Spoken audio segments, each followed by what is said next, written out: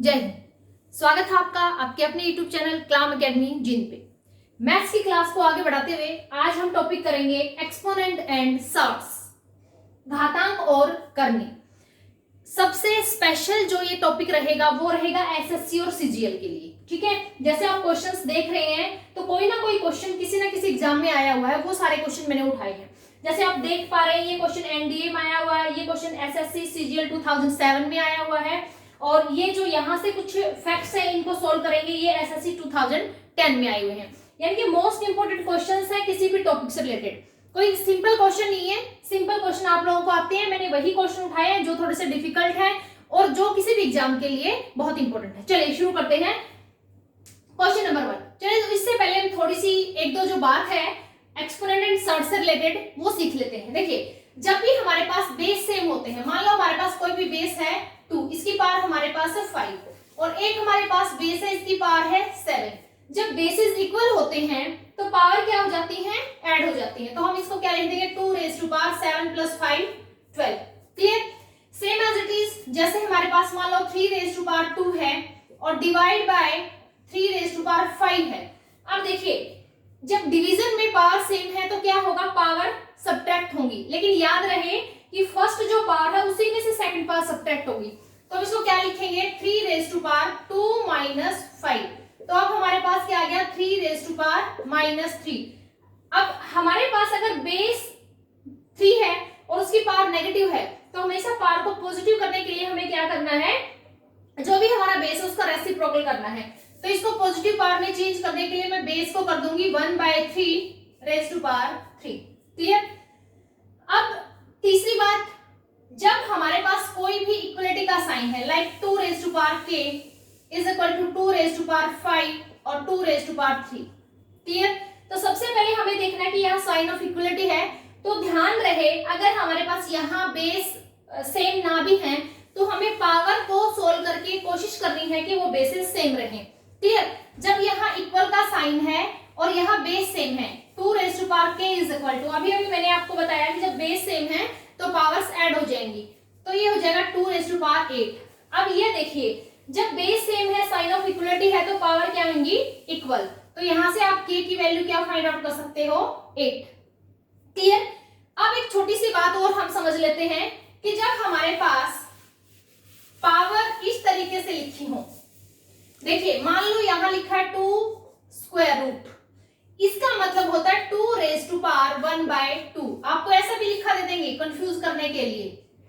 ठीक है, तो इसका मतलब भी क्या है 2 रेज़ टू पावर 1/2, या ऐसे लिखा देंगे आपको, यहाँ पे 3, यहाँ पे 2 देंगे, सॉरी 2 देंगे और यहाँ पे देंगे 3 और यहाँ कोई भी आपका जो है बेस है, तो इस रूट के अंदर जो 3 है इसका मतलब हो जाएगा 7 की पावर 1/3 और 2 है तो इसका मतलब हो जाएगा की पावर 1/2। ये हमारा है स्क्वायर रूट, ये है क्यूब रूट। क्लियर? अब देखिए कुछ और थोड़े से जो कंसेप्ट है वो सोल्व कर लेते हैं। अगर इन क्वेश्चंस को सोल्व करने के लिए हमें कुछ आइडेंटिटी भी लर्न होनी चाहिए। वैसे तो आइडेंटिटी मैंने आपको जो नंबर सिस्टम करवा रखा है उसमें एक एक आइडेंटिटी को बहुत अच्छे तरीके से बता रखा है, तो आप प्लीज प्लेलिस्ट में जाके और हमने जो चैप्टर कर रखा है 2 क्लासेस में उसको प्लीज एक बार देखिए ताकि आप सारी आइडेंटिटीज को बहुत अच्छे तरीके से लर्न कर पाए। ओके, चलिए अब बात कर लेते हैं, एक छोटा सा कंसेप्ट और है। जैसे हमारे पास है यहाँ पे बेस 3 और यहाँ पे 3 रेज़ टू पावर 2 है। क्लियर? और यहाँ पे है स्क्वायर रूट, तो ध्यान रहे, देखिए ये स्क्वायर रूट का मतलब क्या है 1/2 पावर और इसकी पावर है 2। तो हम क्या करेंगे इसको सोल्व करके, 3 की पावर 2 यहाँ है और स्क्वायर रूट के नाम का लग गया 1/2, तो ये पावर आपस में क्या हो जाएंगी, कैंसिल हो जाएंगी। ये आ जाएगा आपका आंसर 3। क्लियर? यानी कि जब हमारे पास 3 की पावर मान लो यहाँ 4 है और यहाँ 1/2 है तो पावर आपस में क्या हो जाएंगी, मल्टीप्लाई हो जाएंगी, इनका प्रोडक्ट हो जाएगा। तो 3 की पावर क्या हो जाएगी 4 × 1/2। तो आप इसको सोल्व करके क्या लिख दोगे 3 रेज़ टू पावर 2 यानी कि 9। ये कुछ चीजें थी, कुछ बेसिक्स थे जो हमें क्वेश्चंस को सोल्व करने से पहले आने जरूरी है। क्लियर? चलिए अब क्वेश्चंस को सोल्व करते हैं, धीरे धीरे के कंसेप्ट क्लियर होता चला जाएगा। हाँ जी, देखिए क्वेश्चन नंबर 1 हमारा क्या कह रहा है, हमें सिंप्लीफाई करना है और यहां से हमें इसको सोल्व करके जो वैल्यू आएगी वो वैल्यू बतानी है। अब ये क्वेश्चन किसी भी एग्जाम के लिए बहुत ही इंपॉर्टेंट है। देखिए जैसे हमारे पास क्वेश्चन है x raise to power a divide by x raise to power b, complete power हमारे पास है a plus b into x raise to power b divide by x raise to power c, और ऊपर हमारे पास है b plus c into x raise to power c divide by x raise to power a and complete c plus a। Okay, जो जो concept हमारे clear होते गए हैं अब उनको सोल्व करते हैं। देखो यहाँ बेस है x, यहाँ भी बेस है x, किसका साइन है? डिवाइड का साइन है। अभी मैंने बताया जब बेस सेम है यहाँ पे और डिवाइड में है तो पावर क्या हो जाएंगी? माइनस हो जाएंगी। तो यहाँ से हम सबसे पहले सोल्व करेंगे, और माइनस कैसे होंगी? ऊपर वाली पावर में से नीचे वाली माइनस होगी हमेशा, चाहे ये बड़ी है चाहे छोटी है। तो a माइनस b, अब हमारे पास क्या है? a प्लस b इंटू, अब same as it is x raise to power b minus c हो जाएगा, तो x raise to power b minus c, और अगेन पावर क्या है? b plus c। क्लियर? अब हमारे पास same as it is x raise to power c minus a and then power c plus a।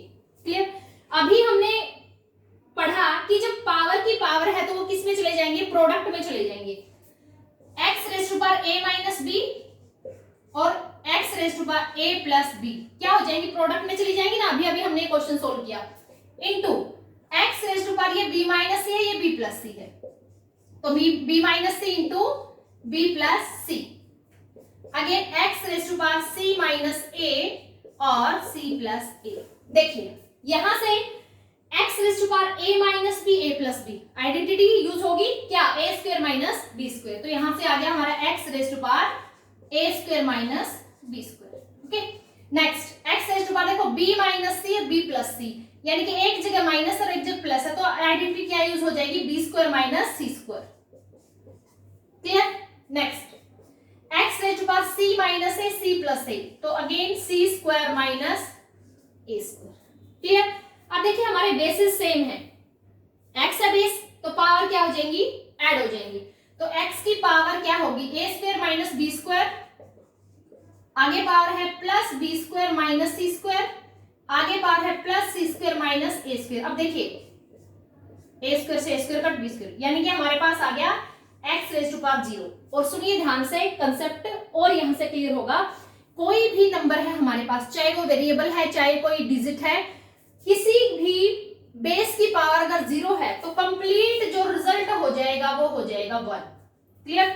जैसे मैंने लिखा 2 रेज टू पावर 0 वैल्यू आएगी 1, मैंने लिखा y रेज टू पावर 0 तो भी वैल्यू आएगी 1, मैंने लिखा t रेज टू पावर 0 तो भी 1, यानी कि चाहे कोई डिजिट है या कोई भी हमारे पास वेरिएबल है, उसकी पावर अगर 0 है तो कंप्लीट जो रिजल्ट आएगा आपका आएगा 1। तो देखिए कितना इंपॉर्टेंट क्वेश्चन है, और इस क्वेश्चन को सोल्व करने के बाद हमें पता चला कि इसका जो मैक्सिमम जो क्वेश्चंस पूछे जाते हैं ना, कई बार इस टाइप के क्वेश्चंस के आंसर 1 या 0 मतलब हो जाते हैं, कई बार आए भी ना तो भी इस टाइप के क्वेश्चंस के आंसर या तो 1 होते हैं या 0 होते हैं। ठीक है, बाकी आपको बहुत अच्छे तरीके से समझा दिया है, आप एक बार इसको अपनी नोटबुक में सोल्व करके देखें तो आप इजीली सोल्व कर पाएंगे। चलिए नेक्स्ट क्वेश्चन सोल्व करें।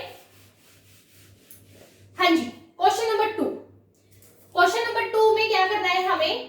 Under root 9 raise to power minus 7 under root 3 raised to power minus 5 is equal to 3 raised to power k, and now we want to find out the value of k. Under root 9 square root 9 raised to power minus 7, यहाँ पे कुछ चीजें हैं जो हमें ध्यान रखनी है। Minus 5 is equal to 3 raised to power k। देखिए अभी मैंने आपको क्या बताया कि जब यहाँ साइन ऑफ इक्वलिटी है तो लेफ्ट साइड और राइट साइड में कोशिश करो कि जो बेसिस है वो सेम रहे। तो देखिए यहाँ अंडर रूट 9 है, यहाँ अंडर रूट 3 है, यहाँ के, तो गड़बड़ा गया सिस्टम। हमें क्या करना है, हमें बेसिस को मतलब सेम करना है। अब हमें पता है 9 क्या होता है, 9 3 का स्क्वायर होता है। ठीक है, तो मैं इसको क्या लिख दूंगी 3 रेज टू पावर 2, ऊपर क्या है स्क्वायर रूट माइनस 7 इंटू, अब देखिए ये तो स्क्वायर रूट है, चलो इसको एक बार ऐसा ही कर लेते हैं, is equal to 3 raise to power K. अब देखिए स्क्वायर रूट से 2 कैंसिल हो गया, यहाँ पे आ गया हमारा 3 रेज टू पावर माइनस 7, लेकिन यहाँ तो 3 नहीं है। देखो यहाँ भी 3 आ गया बेस में, यहाँ भी 3 आ गया, अब यहाँ भी तो 3 होना चाहिए ना, तो इसको मैं क्या लिख सकती हूँ 3 रेज टू पावर 1/2 और अगेन पावर माइनस 5, बेस आ गया ना 3। ओके, तो हमें इस तरीके से क्वेश्चंस को सोल्व करते जाना है। अब देखिए ये 3 raise to power minus 7 power 2 times है तो क्या आ जाएगी multiply 3 raise to power minus 2 multiply 1/2 multiply minus 5 minus 5/2 is equal to 3 raise to power के। क्लियर। अब देखिए इक्वल के साइन से इधर मल्टीप्लिकेशन का साइन है, बेसिस इक्वल है, पावर क्या हो जाएंगी ऐड, तो 3 रेज टू पावर माइनस 7 और यहां माइनस है minus 5/2 is equal to 3 raise to power के। क्लियर। अब 2 एलसीएम आ जाएगा तो 7 2 जा 14 माइनस 14 माइनस का 5 कितना आ गया माइनस 19/2, तो हम क्या लिखेंगे 3 raise to power minus 19/2 is equal to 3 raise to power के। क्लियर। और हमने अभी भी पढ़ा कि जब हमारे बेसिस इक्वल है लेफ्ट साइड और राइट साइड तो हमारी पावर भी इक्वल होंगी। Clear.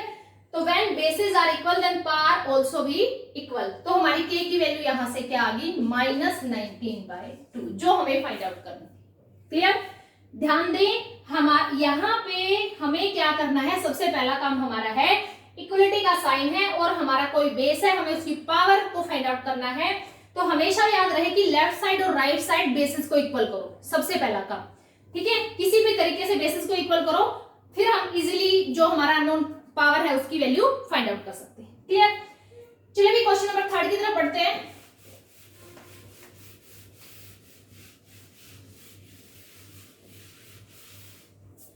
Next question number 3, find the value of x y z. हमारे पास गिवन है a is equal to b raise to power 2x and b is equal to c raise to power 2y and c is equal to a raise to power 2z। हमें क्या find out करना है question number 3 में, x y और z निकालना है। यानी कि अभी तो देखें तो हमें कोई x y z जैसा कुछ दिख नहीं रहा, लेकिन हमें वैल्यू x y z की निकालनी है। तो क्या करें ऐसे में, देखिए भाई एक्स वाई जेड सारी चीजें कंबाइन कब हो सकती हैं, जब हम कोई भी हम एक बेस ले, ठीक है, और उस एक बेस जैसे यहाँ b है तो b की मैं वैल्यू रख दूं c में, और जब c आए तो c की वैल्यू रख दूं a में, है ना। देखो यहां से लिया a b raise to power 2x। अब देखिए यहां इधर तो बेस हो गया हमारा a, इधर b है, क्यों ना मैं b की जगह c की वैल्यू रख दूं और फिर c की जगह a की वैल्यू रख दूं, तो दोनों साइड a बेस नहीं हो जाएंगे। तो b की जगह मैंने रखा c raise to power 2y, तो a is equal to c raise to power 2y और ऊपर हमारे पास पावर क्या है 2x। क्लियर। तो देखो दोनों पावर क्या है, प्रोडक्ट में है, प्रोडक्ट कर दो, a is equal to c raise to power 2 2 जा 4x y। क्लियर। अब देखिए यहां इधर बेस हमारे पास क्या है a है, इधर देखो x y तो आ गया ना, यानी हमें z और चाहिए, तो हम क्या करेंगे c की वैल्यू है उसको भी a में रख देंगे। तो c की जगह मैं क्या रख सकती हूँ, c की जगह मैं रख सकती हूँ a raise to power 2z, तो a raise to power 2z किसकी जगह रखा मैंने c की जगह। क्लियर। और ऊपर पावर हमारे पास ऑलरेडी क्या थी 4xy। क्लियर। तो पावर की पावर है तो प्रोडक्ट में जाएगी, a is equal to a raise to power 4 2 जा 8 xyz।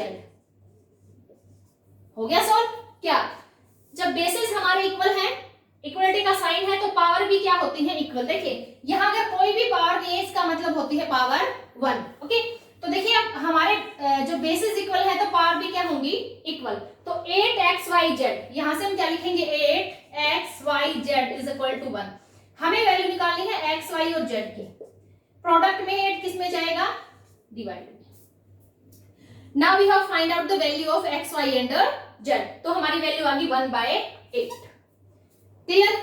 चलिए अब नेक्स्ट क्वेश्चन नंबर 4 की तरफ बढ़ते हैं। यहाँ पे मैंने 2 क्वेश्चंस लिखे हैं और दोनों ही मोस्ट इंपोर्टेंट क्वेश्चंस हैं।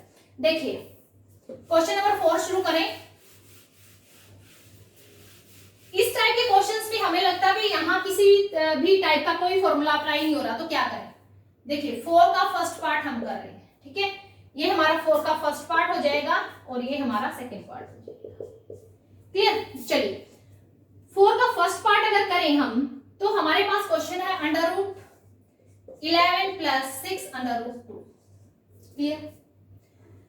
ना तो √2 को स्क्वायर रूट से बाहर निकाल सकते, कुछ मतलब हमें समझ नहीं आ रहा हमें क्या करना है। ठीक है, इस टाइप का क्वेश्चन एग्जाम में पूछा जाता है, क्योंकि किसी प्रकार की शॉर्ट ट्रिक यहाँ अप्लाई नहीं हो रही हमारी। ठीक है, अब देखिए हमें क्या करना है। यहां हमें ये देखना है कि ये जो नंबर दिया मिलेगा ना प्लस के बाद या माइनस के बाद, इसको 2ab करके कुछ लिख लो। मींस यहां हम a square plus b square या a square minus a square plus b square minus 2ab या फिर a square plus b square plus 2ab में इसको सोल्व करेंगे। ठीक है, तो ये जो आपका नंबर है ना सेकंड, इसको 2 के साथ किसको मल्टीप्लाई करूंगी, 6 आ जाए 3√2, मतलब इस टाइप पे हमें तोड़ना पड़ेगा इसको। तो 6√2 को मैं क्या लिख सकती हूँ, 2ab। आइडेंटिटी याद करो, जब ये आ गया 2, ये a हो गया और ये b हो गया, तो इस 11 को भी तो इस तरीके से लिख सकते हैं ना। a हमें क्या चाहिए 3, ठीक है, और b हमें क्या चाहिए √2। तो देखो मैं 11 को क्या लिख सकती हूँ, 11 को लिख दूंगी 9 + 2। क्लियर, लिख देते हैं। चलिए 11 को लिखा 9 + 2 और इसको मैंने लिखा 2 3√2। क्लियर, अब देखो हमारे पास एक, हमें लग रहा है कि कोई आइडेंटिटी बन रही है। कैसे बन रही है, ये हो गया 2, ये हो गया a और ये हो गया b। तो यहां से देखो √9 को मैं क्या लिख सकती हूँ, 3 का स्क्वायर, 2 को क्या लिख सकती हूँ √2 का स्क्वायर प्लस 2ab। क्लियर, हमेशा ध्यान रखना है इस टाइप का अगर कोई क्वेश्चन आ जाए, लास्ट की जो भी हमारा लास्ट का नंबर है तो उसको 2 के प्रोडक्ट में लिखो। यानी कि अगर मैं 6 को 2 के प्रोडक्ट में लिखूं, सीधी सीधी बात है, 2 3 जा ही होते हैं, 6 नंबर तो वही रहेगा ना। तो 2 3 जा 6 और √2 आ गया। अब हमें यहां से पता चल रहा है या तो हमारा a + b का होल स्क्वायर बनेगा या a - b का, क्योंकि यहां प्लस है तो सीधी सीधी बात है किसका बनेगा, a + b का होल स्क्वायर बनेगा। अब मुझे पता है कि मुझे इस 11 को इस तरीके से तोड़ना है कि मेरा a तो आ जाए 3 और b आ जाए √2। तो सीधा दिख रहा है भाई, 11 को क्या तोड़ दूंगी, 9 + 2, तो 9 क्या हो जाएगा 3 का स्क्वायर और √2 का स्क्वायर। क्लियर, अब देखो a square plus b square plus 2ab, simple, a + b का होल स्क्वायर। तो a क्या है 3 और b क्या है √2, इसका होल स्क्वायर, और ऊपर क्या है स्क्वायर रूट से √ कैंसिल, तो आपका आंसर क्या आ गया 3 + √2। क्लियर, ध्यान रहे इंपॉर्टेंट क्वेश्चन है। ठीक है, एक माइनस वाला क्वेश्चन और सोल्व कर लेते हैं, आपको बहुत अच्छे तरीके से समझ आ जाएगा। क्लियर, चलिए फोर्थ का सेकंड पार्ट सोल्व करते हैं। हाँ जी, अब हमारे पास है √18 - 8√2। अभी फिर मैंने बताया कि हमें इस टाइप के क्वेश्चंस को सोल्व करने के लिए इस पे फोकस करना है। ठीक है, जो हमारा सेकंड नंबर है, इसको हमें किसकी फॉर्म में लिखना है 2ab, यानी कि 2 को किसके साथ मल्टीप्लाई करूंगी 8 आ जाए 4√2। आ गया समझ, सिंपल।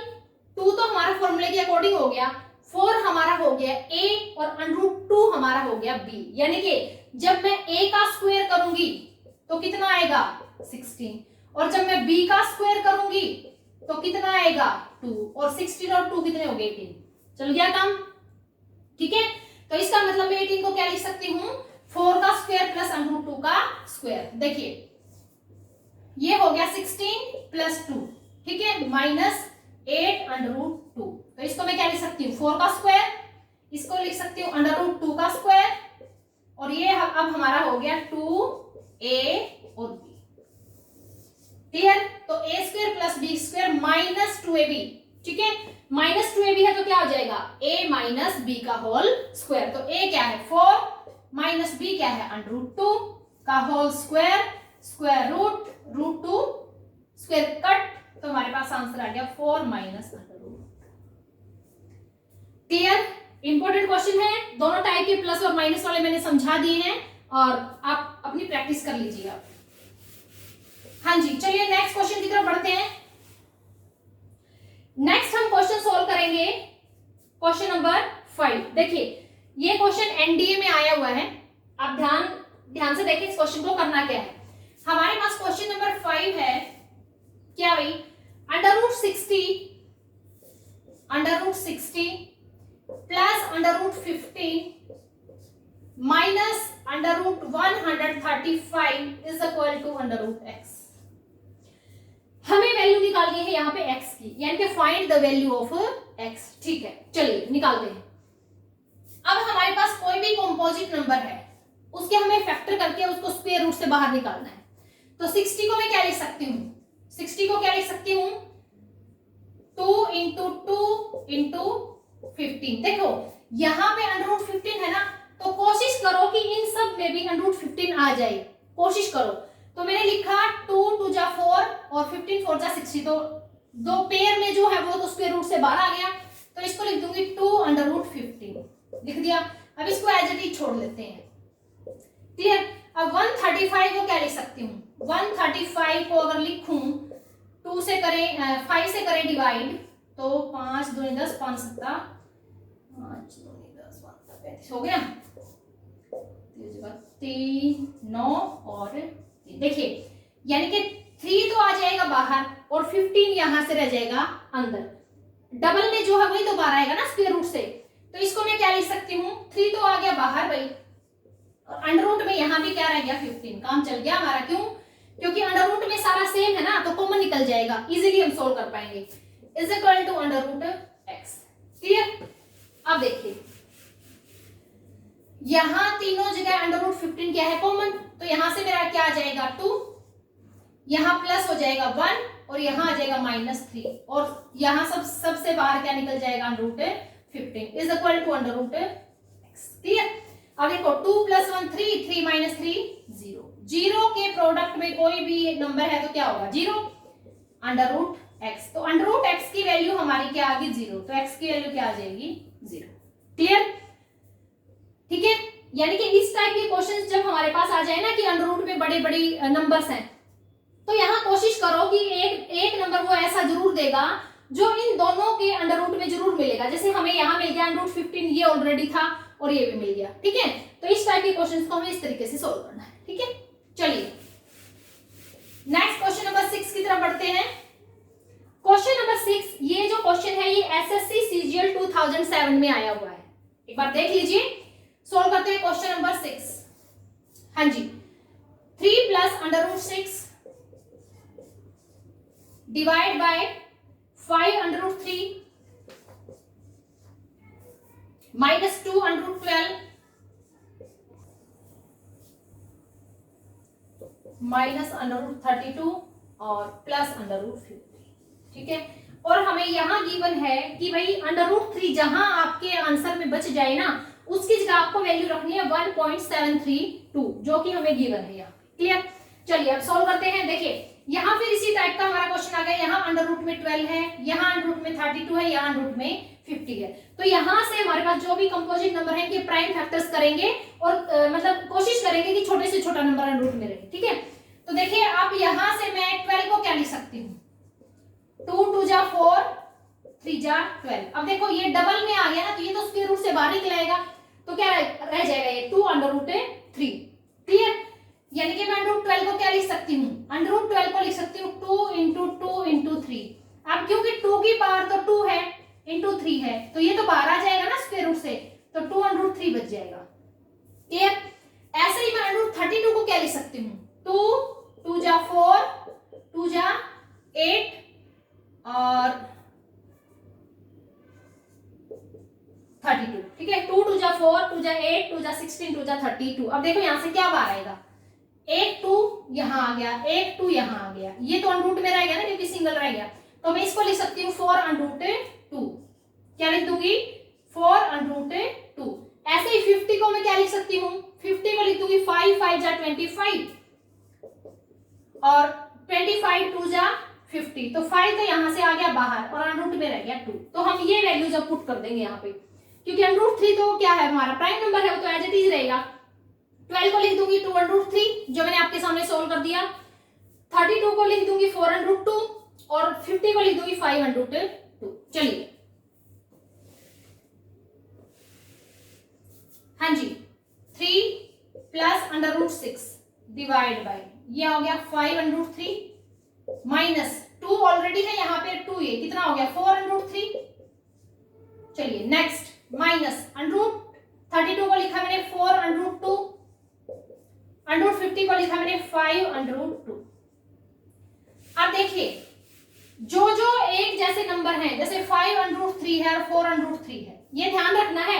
ऐसा नहीं कि √2 √3 के साथ मल्टीप्लाई हो जाएगा, डिवाइड हो जाएगा, बिल्कुल नहीं होगा। √3 वाले के साथ √3 वाला ही एडिशन सब्ट्रैक्शन में जाएगा और √2 वाले के साथ √2 वाला ही जाएगा। क्लियर? तो देखो 5 - 4 1 और यहाँ पे 5 - 4 1, यानी कि हमारे पास आएगा 3 + √6 डिवाइड बाय √3 और यहां से आ गया प्लस का माइनस का, प्लस का √2। क्लियर? अब हमारे पास इस टाइप का अगर कोई नंबर आ जाए, नीचे हमारे पास अंडर में कोई भी नंबर आ जाए, तो हम करते हैं रैशनलाइजेशन। ठीक है? रैशनलाइजेशन का मतलब मैंने पिछली वीडियो में भी आपको अच्छे से समझाया था कि यहाँ पे अगर प्लस है तो इसका साइन चेंज करके ऊपर नीचे मल्टीप्लाई कर देते हैं, डिवाइड बाय √3 माइनस √2। तो इन दोनों का प्रोडक्ट होगा, इन दोनों का प्रोडक्ट होगा। क्लियर? तो ये हो गया हमारा a + b और ये हो गया a - b। तो क्या हो जाएगा a² - b²। यहाँ पे प्रोडक्ट करेंगे, पहले 3 को उठाओ, दोनों को सब मल्टीप्लाई कर दो, 3√3, फिर 3 को -2 के साथ करोगे 3√2, √6 को √3 से, देखिए √3 और √6 पावर सेम है, बेस अलग है, तो पावर क्या हो जाएगी, सेम रहेगी और ये नंबर मल्टीप्लाई हो जाएंगे, यानी कि 18 की पावर 1/2 हो जाएगा। क्लियर? तो 18 की पावर 1/2 का क्या मतलब है, 18 को मैं क्या लिख सकती हूँ, अरे 3 जा 9 और 2, तो 3 तो बाहर आ जाएगा, क्या लिख दूंगी 3√2। क्लियर? तो ये हो जाएगा हमारा, मल्टीप्लाई करूंगी तो प्लस 3√2 और फिर √6 की √2 की करूंगी तो ये क्या आ जाएगा √12। इसको क्या लिख दूंगी 2 जा 4 3 जा 12, यानी कि ये आ जाएगा 2√3। क्लियर? तो किसका आएगा, माइनस का, 2√3। नीचे क्या आ जाएगा a + b a - b, यानी कि √3 का स्क्वायर माइनस √2 का स्क्वायर, 3 - 2 क्या आ गया 1। अब यहां देखिए ये प्लस माइनस क्या हो गए, कैंसिल, 3√3 और 2√3, 3 - 2 क्या रह गया 1, यानी हमारे पास रह गया सिर्फ √3 और सिर्फ √3 की वैल्यू क्वेश्चन में क्या गिवन है 1.732, तो यानी कि हमारा आंसर आ गया 1.732। एनडीए का क्वेश्चन, ये एसएससी और सीजीएल 2007 में आया हुआ क्वेश्चन है। क्लियर? एक बार दोबारा से देख लीजिए थोड़ा सा कि हमें सबसे पहले तो हमारे पास जो भी अंडर के अंदर कंपोजिट नंबर्स हैं उनको प्राइम फैक्टर्स में तोड़ना है। ठीक है? उसके बाद ये ध्यान रखना है बस, जैसे ये 5√3 है, ये 4√3 है, तो √3 वाले आपस में सब्ट्रैक्ट होंगे, ऐड होंगे, बस ये ध्यान रखना है। क्लियर? उसके बाद हमने जब सॉल्व किया तो √3 आया, उसकी वैल्यू हमने यहाँ पे पुट कर दी 1.732। ओके, चलिए नेक्स्ट जो 4 क्वेश्चन मैंने आपके सामने लिखे हैं क्वेश्चन नंबर 7 में, मोस्ट इंपॉर्टेंट है चारों पार्ट, और इनके जो बिल्कुल एक एक बेसिक कंसेप्ट है वो मैं नंबर सिस्टम में आपको क्लियर करवा चुकी हूं, तो प्लीज प्लेलिस्ट में जाके नंबर सिस्टम वाली वीडियो जरूर देखें। चलिए यहां भी मैं आपको समझा देती हूं, क्योंकि इस टॉपिक से रिलेटेड ये मोस्ट इंपोर्टेंट क्वेश्चंस है। चलिए सोल्व करते हैं। फर्स्ट हमारा क्वेश्चन है, क्वेश्चन नंबर 7 का फर्स्ट पार्ट हम कर रहे हैं। देखिए √6 प्लस √6 प्लस √6 और ये हमारा इंफिनिटी तक जा रहा है, अनंत तक जा रहा है। ठीक है? अब इस टाइप के क्वेश्चंस में हमें क्या करना है, यहाँ 2 टाइप के क्वेश्चन होंगे, दोनों साथ साथ सोल्व करते हैं। अगला क्वेश्चन हमारे पास आ जाए, मान लो √3 प्लस √3 प्लस √3, ये भी हमारा इंफिनिटी तक जा रहा है। क्लियर? 2 टाइप के क्वेश्चन है। देखिए अब जब यहाँ पे प्लस में कोई भी नंबर अंडर रूट में रिपीट हो रहा है, और इसको मैं कैसे लिख सकती हूं, इसको मैं 2 कंसेक्यूटिव नंबर के प्रोडक्ट में लिख सकती हूं। 6 को मैं क्या लिख सकती हूं 2 × 3 लिख सकती हूं, प्लस √2 × 3 प्लस √2 × 3 लिख सकती हूं ना। जब ये नंबर प्लस में है, इन्फिनिटी तक जा रहा है, और इसको मैं n × n+1 की फॉर्म में लिख सकती हूं, तो जब यहां साइन प्लस का है तो आंसर होगा बड़ा, तो आंसर क्या आ जाएगा 3। वेरी सिंपल, कुछ नहीं करना, सिर्फ ये देखना है कि ये नंबर 2 किसी भी कॉन्सेक्यूटिव नंबर के प्रोडक्ट में है, जैसे 2 3 जा 6, तो प्लस का साइन है तो आंसर क्या आएगा 3, माइनस का साइन है तो आंसर क्या आएगा, छोटा, बस। ठीक है, लेकिन अब ये देखो क्वेश्चन तो सेम है, वही और इंफिनिटी तक जा रहा है, प्लस का साइन है, लेकिन क्या 3 को हम किसी 2 कंसेक्यूटिव नंबर के प्रोडक्ट में लिख सकते हैं? नहीं लिख सकते ना। तो इसका मतलब यहाँ पे हम फॉर्मूला अप्लाई करेंगे दूसरा। वो क्या फॉर्मूला अप्लाई करेंगे? शॉर्ट, यहाँ पे ये जो नंबर है इसको मान लेते हैं a, ठीक है। तो इसका आंसर फाइंड आउट करते हैं हम, 1 plus under root 4a plus 1 divide by 2। Very simple. a का मतलब है जो भी नंबर रिपीट हो रहा है, ठीक है। तो 4a का मतलब है 4 किस गए, a किस गए, मैं क्या लिख दूंगी 3, ठीक है। तो ये आ गया मेरा 1 प्लस 4 3 जा 12 और 1 13 अंडर रूट 13 बाय 2। तो ये आ गया आपका 2 सेकंड में आंसर। दोनों क्वेश्चंस को कंपेयर किया, दोनों क्वेश्चन को बताया, ठीक है। ध्यान रहे इन क्वेश्चंस को कैसे सोल्व करना है। ओके, नेक्स्ट अगले फिर 2 क्वेश्चंस मैं इसी टाइप की लेती हूं। चलिए 7 part, third and fourth. Third part करते हैं और फोर्थ पार्ट करते हैं, क्लियर। अब हमारे पास एक नंबर है जैसे अंडर रूट 5, अब ये प्रोडक्ट में है, अब ये इंफिनिटी तक जा रहा है, क्लियर। अब दूसरा नंबर है कोई ऐसा ही, मान लो अंडर रूट 7 है, फिर अंडर रूट 7 है, फिर अंडर रूट 7 है, लेकिन ये स्टॉप हो गया आफ्टर 3 प्लेस। 3 बार ये लिख के और ये स्टॉप हो गया, लेकिन ये जो नंबर है वो इंफिनिटी तक जा रहा है। किसमें है? प्रोडक्ट में है। जब कोई भी नंबर है, चाहे वो इवन है, चाहे वो ओड है, चाहे कोई भी नंबर है, और अंडर रूट में इस तरीके से क्या हो रहा है, प्रोडक्ट में जा रहा है और इंफिनिटी तक जा रहा है, तो उसका आंसर हमेशा वही नंबर होगा, बस कुछ नहीं करना। सेम वही, यानी कि 5 ही जो है आपका क्या होगा, आंसर होगा, क्लियर। अब यहां देखिए, लेकिन साहब यहां तो इंफिनिटी तक नहीं जा रहा, इसका मतलब आंसर 7 नहीं आएगा। तो इसका मतलब क्या है, इसमें हम एक और शॉर्ट ट्रिक यूज करेंगे, क्या कि यहां पे हमें करना होता है a, यानी कि हमारे पास जो अंडर रूट में नंबर है, ठीक है, a raise to power 1 minus 1 by 2 raise to power n। n का मतलब है कितने बार रिपीट हुआ है, 1 2 3, क्लियर। a का मतलब है हमारे पास जो भी नंबर है। तो देखो जैसे 7 की पावर 1 माइनस 1 बाय 2 कितनी बार रिपीट हुआ भाई, 3 टाइम। n की जगह पावर क्या कर देंगे, 3। a का मतलब तो हो गया बेस, n का मतलब है जितनी बार रिपीट हुआ है, बस simple. a raise to power 1 minus 1 by 2 raise to power n। Okay, अब देखिए 3 पावर है, 1 की पावर 3 करेंगे तो 1 ही रहेगा, 2 की पावर 3 करेंगे तो 8 हो जाएगा। तो क्या आएगा, 7 raise to power 1 minus 1 by 8। बहुत क्वेश्चन सोल्व किए इस टाइप के हमने। 8 बन जाए 8 माइनस 1 7, तो 7 की पावर क्या आ गया, 8 माइनस 1 7 बाय 8, क्लियर। ध्यान रहे क्या करना है, हमें सिर्फ ये फॉर्मूला अप्लाई करना है और इस तरीके से हमारा आंसर हो जाएगा, क्लियर। तो एसएससी सीजीएल से रिलेटेड हमने काफी क्वेश्चंस जो हैं एक्सपोनेंट एंड सर्ट से रिलेटेड सोल्व किए, और इसी से रिलेटेड अगर कोई और इंपॉर्टेंट क्वेश्चंस हैं तो हम नेक्स्ट वीडियो में सोल्व करेंगे। तब के लिए